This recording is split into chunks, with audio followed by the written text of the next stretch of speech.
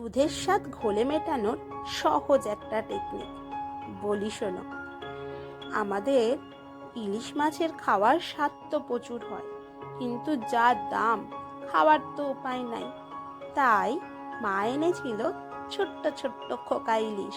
সেগুলোকেই সর্ষে কাঁচা লঙ্কা বাটা দিয়ে ভালো করে নুন হলুদ আর ওই মশলার ফাটি দেওয়া স্পেশাল জলটা অবশ্যই দিতে হবে, নইলে যে স্বাদটা দ্বিগুণ হবে না।